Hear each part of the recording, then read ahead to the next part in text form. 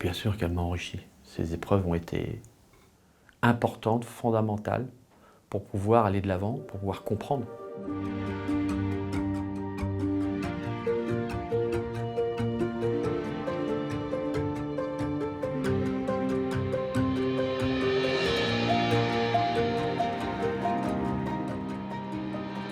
Je me présente, je m'appelle Henri. Henri Lecomte, j'ai été joueur de tennis professionnel, j'étais à la 5e place mondiale, finaliste de Roland-Garros,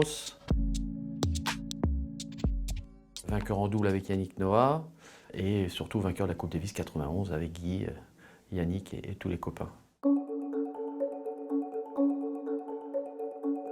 Quand j'étais gamin, de toute façon, ma maman m'a amené dans le berceau, j'ai vu des balles blanches qui passaient au-dessus, comme ça, de ma tête certainement. Et puis, dès que j'ai eu l'opportunité de pouvoir marcher, j'avais toujours une raquette en bois que je traînais derrière et puis je jouais au mur. Donc la passion du tennis a été pour moi quelque chose de... c'est ma vie, quoi. Quand j'ai commencé vraiment à jouer, je dis que je voulais être vraiment dans les 10 meilleurs joueurs du monde. Donc j'étais vraiment dans la performance, dans la passion. J'avais la chance d'avoir deux sœurs et un frère qui jouent au tennis aussi. Mais vraiment la détermination, on peut dire, oui, ça a commencé quand je suis parti à l'INSEP à 12 ans, 13 ans, 12 ans. Mais avant, déjà, je l'étais bien corsé.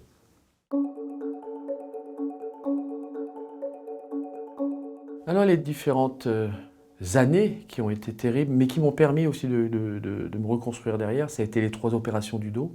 3 hernies discales opérées avec toujours, il y a eu 2 années, ça a commencé 87, 89, 91. Donc à chaque fois, c'est une certaine résilience, une certaine, on va pas dire, ouais, on pourrait dire joie, parce que on est différent.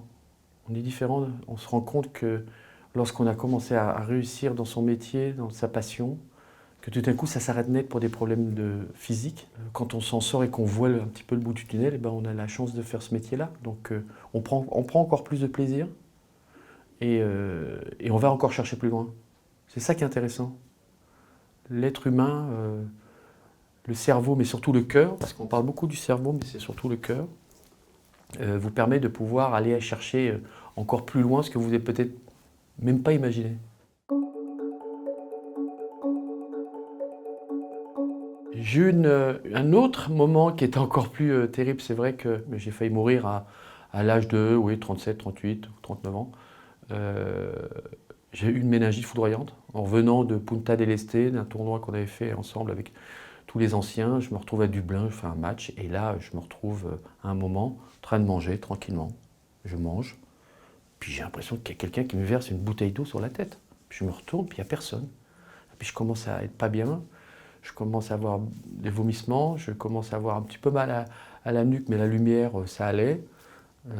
Là, ils m'ont transporté tout de suite dans la salle du kiné. Et quand j'arrive à l'hôpital, on me dit, bon écoutez, on vient de vous faire les différents scanners et tout ça, on pense que vous avez peut-être une tumeur au cerveau. Et en fin de compte, par la suite, ils se sont rendus compte que c'était une méningite virale, donc il n'y a que tu dois attendre. Je pense que c'était mieux d'être seul pour pouvoir affronter ça. Parce qu'avec les parents, ça aurait été difficile, différent. Et puis, en fin de compte, cette méningite foudroyante, on n'a pas le temps non plus de trop gamberger. Hein, parce que t'es quand même dans, c'est le cas de dire, dans les étoiles. Hein. Et ça a duré, je suis resté 2 semaines et demie à l'hôpital.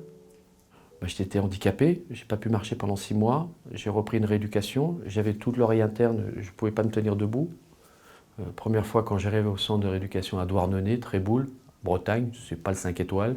Et il me regarde les affaires, il fait ouais, alors là, mon gars, tu veux être prêt dans 2 mois et demi là? C'est pas gagné. Il avait raison. Pourquoi dire ouais, c'est bien, Henri, tu vas le faire? Non, il faut être. Il m'a poussé dans mes retranchements. Vous savez, quand on est sportif de haut niveau, arrivé à un certain temps, il y a deux solutions. 1, tu te bats, ou 2, tu te laisses aller. Et là, si je m'étais laissé aller, oui, je peux très bien tomber dans d'autres choses, dans d'autres pathologies. Je crois que c'est mon instinct de survie. Pourquoi? Certainement parce que j'ai eu aussi des opérations auparavant. Mon cerveau était entraîné. 3 hernies discales opérées. On me disait, il ne va jamais revenir au plus haut niveau. Je l'ai fait, je suis revenu à plusieurs reprises. Et puis la Coupe Davis. Et puis je sais pas, je crois que tu rentres aussi dans une espèce de logique de combat, quoi. Pendant la période de soins, ce qui est important, c'est d'être bien, d'être serein. C'était pas trop la lecture parce que ça me fatiguait beaucoup, mais c'était la musique. La musique, j'écoutais beaucoup de musique. Et puis après, quand je reprends, c'est de pouvoir parler, dialoguer, s'exprimer, dire ce que l'on ressent. Moi, je suis quelqu'un, je vais vers les gens. Donc dès que j'ai commencé comme un gamin, là, j'allais voir tout le monde. Je me baladais dans le couloir. Et, mais c'est vrai que c'est difficile parce que c'est un moment très personnel. Même si on est dans un milieu où les gens sont prêts à affronter ça. C'est dur de pouvoir dire à l'autre, oui, moi j'ai ça. Ah, pourquoi tu es là? Alors, ça paraît simple, mais c'est pas si simple. Parce qu'il y a une certaine... euh, on est très pudique. On est très pudique et on a peur d'en parler. Parce que ça fait peur. D'où l'intérêt d'être bien entouré. Si vous êtes bien entouré, tant mieux. Si vous n'êtes pas, vous allez trouver une personne qui va vous aider à passer ce moment-là.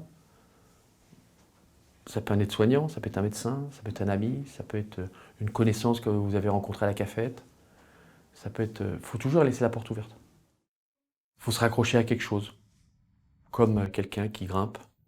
On se raccroche parfois à des souvenirs, à des moments qui ont été forts, émouvants.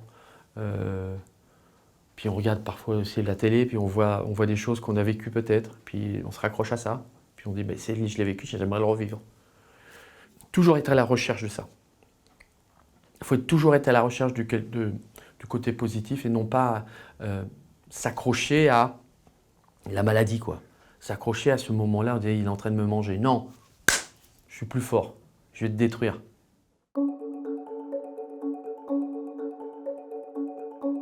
Bah oui, ce qui est important, c'est qu'à chaque reprise, chaque moment dur, il fallait avoir une carotte, il fallait un objectif. On ne peut pas, le problème, lorsque l'on a, et certainement pour beaucoup de personnes, lorsqu'ils sont sollicités, lorsqu'ils ont eu un échec, ils n'ont plus rien derrière pour pouvoir espérer autre chose. Donc c'est bien beau, les gens disent, oui, t'inquiète pas, tu vas faire ci, tu vas faire ça. Non. Je crois que nous, l'avantage qu'on a entre sportifs de haut niveau, on sait. On le sait, on le voit, on l'entend dans n'importe quel domaine. On regarde même les pilotes de F1. Il y a des moments, ils ont les jambes, ils se cassent les jambes, ils ont des grosses actions, ils arrivent à revenir. Pourquoi? Parce que le cerveau est capable aussi d'accepter certaines choses. On peut avoir peur, on peut avoir des doutes, à condition de les contrôler. Tous les plus grands sportifs de haut niveau, ils ont peur, comme nous. Ils ont ces moments de doute, ils ont ces moments de... Mais ils ont un rituel qui leur permet de pouvoir passer ces moments-là et de faire, au moment important, exactement où ils sont sûrs à 100%. Et après, c'est le moment de génie, quand le point est parti, mais automatiquement, c'est ça qui rend aussi le sport d'une beauté extrême. Même les plus grands ont eu peur, les plus grands ont échoué. On a tous ces périodes-là, mais c'est le moment de trouver sa propre personnalité. Le rituel quand j'étais à la clinique, c'était très simple, et ça a fait beaucoup de bien à cet endroit, c'est que je chantais, ou je sifflais.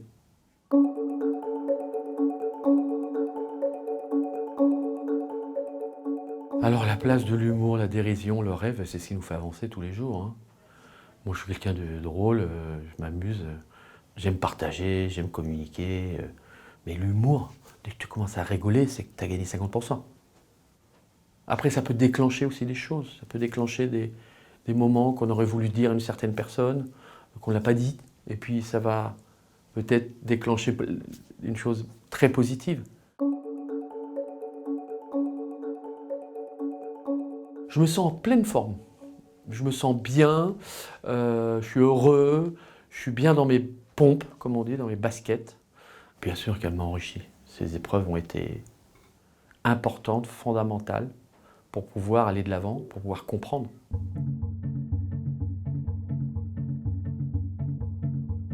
Il faut être fier de soi.